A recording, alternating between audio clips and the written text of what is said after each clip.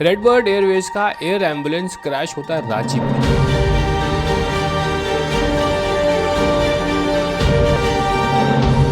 चौंकाने वाली बात यह है कि एक आदमी को ये लेके जा रही थी जिसको कि बर्न्स हो गए थे। डॉक्टर ने कहा कि इसका रांची में इलाज नहीं हो सकता, इसको दिल्ली ले जाइए। बाय रोड दिल्ली जाएंगे तो बहुत लेट हो जाएगा, आप एयर एम्बुलेंस कराइए। एयर एम्बुलेंस जिनको नहीं पता, it is a ambulance, but एक एयरक्राफ्ट में एम्बुलेंस होती है। एयरक्राफ्ट के अंदर को बनाया जाता है सो दैट आपको एक बड़े अस्पताल तक जल्दी पहुंचाया जा सके। एयरक्राफ्ट टेक ऑफ करता है रांची से शाम के 7:11 पे। वेदर खराब होता है, पायलट क्लाइम मांगता है, बोलता है टीसी को due to weather I need climb to 14,000 feet. उसके बाद 7:34 पे radar contact lost, aircraft lost and then दिखता है कि एयरक्राफ्ट क्रैश हो जाता है। रेडबर्ड एयरवेज का ये जहाज था। चौंकाने वाली बात है, अगर आप अभी रेडबर्ड एयरवेज की साइट पे जाएंगे तो वो साइट डाउन हो चुकी है। पायलट ने एटीसी को कोई मेडे कॉल नहीं दी, कोई डिस्ट्रेस कॉल नहीं दी। इसका मतलब एयरक्राफ्ट के सारे इक्विपमेंट्स ठीक चल रहे थे। फिर एकदम से ऐसा क्या हुआ कि एयरक्राफ्ट क्रैश हो गया। देखिए, कहानी है संजय कुमार और अर्चना देवी की। इन लोग के ढाबे में फायर लग जाती है इलेक्ट्रिकल शॉर्ट सर्किट की वजह से। तो जब शॉर्ट सर्किट में फायर लग जाती है तो संजय कुमार है वो अंदर जाते हैं फायर को शांत करने, बट देन ही रियलाइज कि फायर बहुत ज्यादा हो गई और उसमें काबू नहीं पा पाएंगे। वो बाहर आते तो उनकी अपर बॉडी और लेग्स में फायर से बर्न्स हो जाते हैं। वो जाते हैं हॉस्पिटल में। डॉक्टर कहता है कि ये काफी ज्यादा संजीदा बर्न्स है, इनको प्लीज आप एक बड़े हॉस्पिटल दिल्ली ले जाइए। रेडबर्ड एयरवेज का एक जहाज एज एयर एम्बुलेंस दिल्ली से रांची आता है। रांची से फिर इनको ले जाके वो दिल्ली के लिए उड़ान भरता है। As per their family sources पूरे फ्लाइट के 8 लाख रुपीस चार्जेस होते हैं। 5 लाख रुपीस ये लोग एयर एम्बुलेंस वालों को पे कर देते हैं। उन्होंने कहा कि नहीं, पूरा पेमेंट दीजिए। 3 लाख रुपए जो फैमिली है, विक्टिम फैमिली, उन्होंने कहीं से उधार लेके इनको पे किया, जो कि इंटरव्यूज ऑनलाइन अवेलेबल है विक्टिम की फैमिली के द्वारा। फ्लाइट में एक डॉक्टर थे, एक पैरामेडिक थे, 2 अटेंडेंट थे, पायलट और फर्स्ट ऑफिसर। रेडबर्ड एयरवेज की जब chief of flight safety Mohinder Kaur का इंटरव्यू लिया गया तो वो कहती हैं कि everything was good, all operations in the company were normal, the aircraft was perfectly airworthy. अब डिस्कस कर लेते हैं कि प्रोबेबल कॉज क्या हो सकता है। देखिए, जब कुछ ही दिन पहले बारामती में अजित पवार जी का एयरक्राफ्ट वीएसआर एविएशन का क्रैश करता है, उसके बाद से होगा कि यार जो नॉन स्केड्यूल्ड ऑपरेटर्स हैं, एक तो कोई एयरलाइंस, ये लोग आते हैं नॉन स्केड्यूल्ड ऑपरेटर्स में, इनकी सेफ्टी और चेक्स शायद उतने अच्छे से मेंटेन नहीं हो रहे एंड एक क्वेश्चन मार्क सेफ्टी बन के काफ़ी बड़ा गया था। और थोड़ा तुरंत बाद ये एयर एम्बुलेंस का क्रैश होना काफ़ी बड़े सवाल खड़े कर देता है। बिकॉज डीजीसी की रेगुलेशन कहती है कि जो छोटे जहाज़ होते हैं, this was a C-90 aircraft, beach craft का एयरक्राफ्ट होता है, ये इतना बड़ा जहाज नहीं होता, इसमें जेट इंजन्स नहीं होते, इसमें टर्बो प्रॉप इंजन्स होते हैं। तो इस छोटे एयरक्राफ्ट में आपको कॉकपिट वॉइस रिकॉर्डर और फ्लाइट डेटा रिकॉर्डर की सुविधा नहीं मिलती। तो अब क्या गलत हुआ होगा उस फ्लाइट में, ये जानना इन्वेस्टिगेटिव एजेंसीज के लिए काफी मुश्किल हो जाता है, क्योंकि इस एयरक्राफ्ट का all up take off weight 5,700 kilo से कम है। देखिए, ये अगर आप देखेंगे डीजीसी की वेबसाइट में सिविल एविएशन रिक्वायरमेंट्स होती हैं, ये सेक्शन 2 एयरवर्दीनेस, तो ये डॉक्यूमेंट डिफाइन करता है कि फ्लाइट डेटा रिकॉर्डर्स का क्या सर्टिफिकेशन होना चाहिए। अब डीजीसी की जो पेपर वर्क होती है भाई, वो इतनी ज्यादा कंफ्यूजिंग है, या जब आप पढ़ेंगे तो कहता है कि ऑल टर्बाइन इंजन एयरक्राफ्ट जो कि 1 जनवरी 1987 के पहले बट 89 के बाद, इतनी ज्यादा, देखिए अब इतनी सारा कंफ्यूजिंग डेटा है कि किस जहाज में क्या लगेगा, ये पता करना खुद में एक महाभारत है। मतलब ये कह रहे हैं मोटा मोटा इसमें क्या लिखा है कि जो 1987 के पहले के जहाज है, सेम जहाज, उनमें रिक्वायरमेंट नहीं है, लेकिन 1987 के बाद और 89 के पहले, 89 के बाद, 2003 के पहले, तो धीरे धीरे ये रिक्वायरमेंट बढ़ाते गए। But my question in my brain is कि अगर 87 से पुराना जहाज है और आपने उसको सर्टिफाई किया हुआ है कि ये फ्लाई कर सकता है 7-8 बंदों के लिए, और वही एक नया जहाज है जो कि फ्लाई कर सकता है 7-8 बंदों के लिए, तो अगर वो क्रैश होता है तो क्या पुराने जहाज में जो लोग फ्लाई कर रहे हैं उनकी जान की वैल्यू कम है या जो नए जहाज में? मतलब रीजनिंग से ये पूरा डॉक्यूमेंट डिजाइन किया गया। I fail to understand this document. यही अगर आप वेस्ट में देखेंगे, काफ़ी सिंपल डॉक्यूमेंटेशन होता है, वो क्या कहना चाह रहा है काफ़ी सिंपल होता है, उसका पूरा ध्यान सेफ्टी के ऊपर होता है। Just to explain little bit, I am going little off topic, कि यार इंडिया में डॉक्यूमेंटेशन कितना कंफ्यूजिंग और कितना ज़्यादा होता है। माय फ्रेंड का friend, he did flying all over the world, वो अपना छोटा जहाज लेके, उसकी हॉबी, वो दुनिया भर में जहाज लेके घूमता रहता है। तो कहता है यार ये मेरी 10 पॉइंट्स थे, मैंने पूरी दुनिया में फ्लाइंग की है। उसने कहा कि लॉन्गेस्ट फ्लाइट है, शॉर्टेस्ट फ्लाइट है 1 मिनट, जंगल ऑफ पापागिना, मोस्ट पंक्चुअल डिपार्चर उसने बैंकॉक से किया, हाईएस्ट फ्लाइट उसने इतना यहाँ पे रॉकी माउंटेन्स के ऊपर की, lowest flight 25 metre Australia. Number 8 देखो, वो कहता है most frustrating flights everywhere in India, whether on ground or in the air, the paperwork never ended, and this is a beauty of Indian bureaucracy। और जो हमें अंग्रेज ये गिफ्ट दे के गए थे, हमने आज तक उस गिफ्ट को संभाल के रखा है। ना हमने अपने सिस्टम अपग्रेड किया है, ना अपना प्रोसीजर अपग्रेड किया है। दूसरी चीज़, मेरे एक्सपीरियंस के हिसाब से I have 10 years experience in commercial aviation. तो मैं जिस एयरलाइन में पहले था वहाँ तो फिर भी बहुत अच्छे से चीज़ें मेंटेन होती थी और अच्छी होती थी, लेकिन I have so many pilots from air India namely and jet Airways.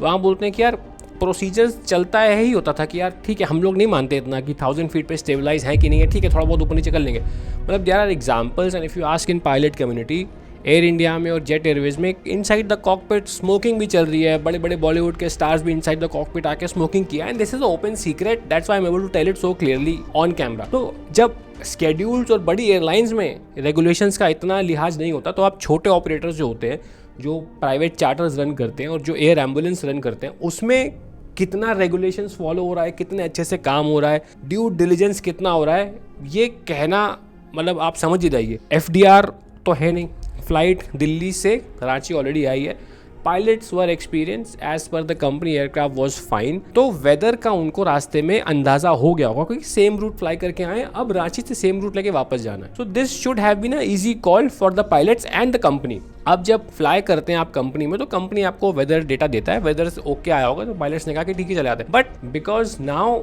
एकदम से इस बार आप देखेंगे गर्मियाँ जल्दी आ गई है, होली के पहले ही अब पंखे चलाने की जरूरत पड़ गई है। जैसी गर्मी हिट करती है, प्री मानसून बनना स्टार्ट हो जाता है। And in aviation it is a known fact that pre monsoon season is more dangerous than monsoon. Monsoon में तो वेदर बन गया, नीचे बारिश हो रही है, बट प्री मानसून में हीटेड वेव्स ऊपर जाती हैं। Although it is still early for pre monsoon to arrive. Usually pre monsoon 15 April के बाद चरम सीमा पे मतलब जो होता है, but we don't know, nature किसी के हाथ में नहीं है, अनएक्सपेक्टेड चीजें हो सकती है। So this aircraft it climbed to 6000 feet after take off from Ranchi.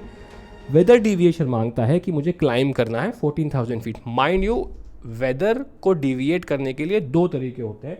मान लीजिए ये आप जा रहे हैं, आपका जहाज़ है, ये एक बहुत बड़ा CB बोलते हैं, क्लुमलो निम्बस क्लाउड, ये बैठा है। अब इसको डिविएट करने के 2 तरीके हैं, या तो आप इसके लेफ्ट या राइट से जाएं या इसके ऊपर से जाएं। एविएशन में हमेशा पढ़ाया जाता है कि भाई ऊपर से मत जाना, क्योंकि अगर आप विजुअली दिख रहा है आपको कि क्लाउड का टॉप यहाँ तक है, उसके ऊपर से जा रहे हो, उसके 6000 फीट ऊपर तक भी जहाँ आपको दिख भी नहीं रहा, वहाँ पे भी टर्बुलेंस होता है। So we always go from left या राइट, ठीक है। अब बात ये आती है कि ये रात का टाइम था, दिन में आपको क्लाउड्स और सीबीज दिखते हैं, रात में वेदर दिखता नहीं है आपको। You cannot see the cloud in front of you. उसी के लिए ज़रूरी होता है weather radar. How does a weather radar look? तो जब आप फ्लाई कर रहे होते हैं, ऐसी कुछ इमेज दिखती है आपको वेदर रेडार की। इसमें आपको 3 कलर्स दिख रहे होंगे, रेड, ऑरेंज और ग्रीन। रेड का मतलब है भाई भूल के भी वहां मत चले जाना, वहां गए तो जहाज उल्टा सीधा कैसे भी क्रैश होने के पूरे चांसेस है। ऑरेंज मीन्स कि स्टिल अवॉइडेड, काफ़ी झटके मिलेंगे आपको, सामान ऊपर नीचे, आपका सर हो सकता है छत पे लग जाए, बहुत ज़्यादा आपको इंजरीज हो सकती है। ग्रीन है कि हाँ टर्बुलेंस है, लेकिन अगर कहीं वेस्ट है भैया, ब्लैक से निकाल लो, वहाँ पे टर्बुलेंस नहीं है। ग्रीन है कि हाँ टर्बुलेंस होगा, सीट बेल्ट ऑन करके आप वहाँ से निकल सकते हैं, सब लोग सीट पे सीट बेल्ट बना के बैठ जाए। अगर जो what I am assuming, and again this is my assumption based on my experience, मैं अभी कुछ नहीं कर सकता क्योंकि प्राइमरी रिपोर्ट्स ऐसा कुछ नहीं बोल रही, और मैंने देखा जितना भी न्यूज़ में लोग बात कर रहे हैं, वेदर रेडार की अभी तक कोई बात नहीं कर रहा। अगर इस एयरक्राफ्ट में वेदर रेडार होता तो मेरे हिसाब से पायलट्स इस वेदर को अवॉइड कर लेते। इसमें अगर आप देखें, इस इमेज में आपके सामने है, एक फ्लाइट स्ट्रेट जा रही है, यहाँ पे ये रेड से पंगा इसका रास्ते में पड़ रहा है, so you can go straight and then यहाँ से राइट मार के आप ग्रीन एरिया से लेके डिविएशन लेके आप निकल सकते हैं। So this is how you avoid weather when you have weather radar on board. अब मुझे ऐसा लगता है कि पता नहीं इस एयरक्राफ्ट में वेदर रेडार था या नहीं था, क्योंकि ये एक छोटा एयरक्राफ्ट है, एयर एम्बुलेंस है, एकदम से उनको कॉल आया। एंड नाउ स्केड्यूल एयरलाइंस में क्या है कि आपका डिपार्चर एयरलाइंस में इतने बजे की सुबह की फ्लाइट, शाम की फ्लाइट, तो लेकिन जब नॉन स्केड्यूल होता है, इट्स लाइक यार धंधा आ गया, बिजनेस आ गया, तो we have to do it, we have to make the revenue. Maybe they were under pressure business point of view. दूसरी चीज, ठीक है रात की फ्लाइट है, हम अभी दिन में टेक ऑफ करके 7 बजे लैंड किए, हमने देखा है वेदर ठीक है, रात को भी वापस उसी रूट से चले जाएंगे। दूसरा चीज ये, वेदर रेडार मे बी इनके पास नहीं होगा, that's why they got stuck. अगर वेदर रेडार होता, अगर मैं कह रहा हूँ आगे पूरा लाल भी है, U turn back, you land in Ranchi. तीसरी चीज, अब एक पेशेंट लेके जा रहे हैं, उस पेशेंट को दिल्ली पहुंचना, you are also under pressure कि यार मे बी उसकी हालत सीरियस है, एंड आपने उससे पैसे दिल्ली पहुंचने के लिए आप दिल्ली से उठ के रांची आए, आपने देखा वेदर है, आप नहीं टेक ऑफ करके दोबारा रांची लैंड कर रहे हैं, तो वो पैसे नहीं देगा आपको. So you are under tremendous pressure when you are operating an air ambulance which is a non scheduled operation. तो ये सारे फैक्टर्स मुझे लग रहा हो सकते हैं बिकॉज जितना निकल के आ रहा है एक्सीडेंट वेदर की वजह से ही हुआ है. एक डॉक्यूमेंट मैं आपको और दिखाना चाहूंगा विच इज दिस वन, जो सिविल एविएशन रिक्वायरमेंट है सेक्शन 8 एयरक्राफ्ट ऑपरेशंस, जो डिफाइन करता है all weather operations. All weather operation मतलब कि when weather is not normal simply, और वो इंडिया में कभी भी. दिस डज नॉट डिफाइन कि जैन टू फेब और जुलाई टू अगस्त, नहीं. वो कहता कभी भी अगर वेदर नॉट नॉर्मल है you will avoid by this circular. इस सर्कुलर में MEL रिक्वायरमेंट्स कहती है ऑल कमर्शियल ट्रांसपोर्ट ऑपरेटर्स. तो ये कमर्शियल भी है, दे वर ट्रांसपोर्टिंग पीपल, तो इसके अंदर सब आ जाते हैं. Irrespective of the aircraft type, अगर ऑल वेदर ऑपरेशंस कर रहे हो आप तो वेदर रडार आप पे होना चाहिए. Now this is the biggest question I think which the investigators and the news agency should ask RedBird Airways कि वेदर रडार ऑन बोर्ड था कि नहीं था. अगर था तो क्या वो वर्किंग कंडीशन में था या नहीं था. Another news which shocked me, flight radar 24 ने अपने ऑफिशियल ट्विटर हैंडल में पोस्ट किया है regarding the crash of Beechcraft C90 registered Victor Tango Alpha Juliet Victor yesterday in India. Flight Radar 24 did not receive any data from this aircraft. Basically हर एक aircraft की requirement होती है, चाहे छोटे से छोटा या बड़े से बड़ा, उसके अंदर एक इक्विपमेंट लगा हो ADS-B. तो जो ADS-B इक्विपमेंट होता है एयरक्राफ्ट में, that gives out its position and flight radar 24 दुनिया भर में सारी फ्लाइट्स ट्रैक करता है क्योंकि उसके पास वो इक्विपमेंट है जो ADS-B से डेटा रीड कर सके.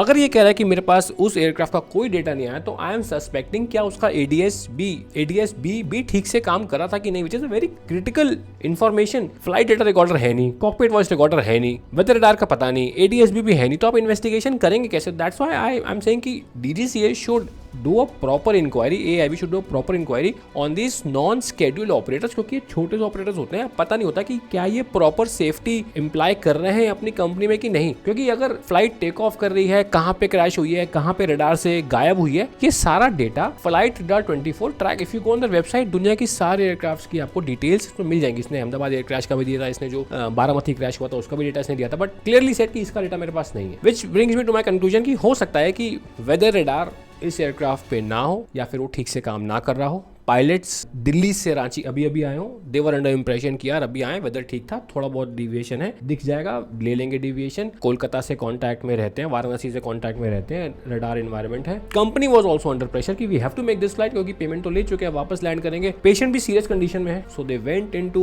सम weather which was maybe very harsh. वो उस लेवल पे नहीं होना चाहिए था, but we don't know nature, and then this unfortunate crash happened. वो वेदर से रिकवर नहीं कर पाए बिकॉज ये क्या होता है कि जेट एयरक्राफ्ट बड़े होते हैं, they can still handle small weather. जो छोटे एयरक्राफ्ट होते हैं जैसे C90, they are not very big aircraft, 7-8 लोगों के बैठने की कैपेसिटी होती है इसमें. इनके लिए छोटा सा patch of weather also can tilt the aircraft upside down. Probably this might be the reason. Thank you so much for watching this video. अपना ख्याल रखें. Bye bye.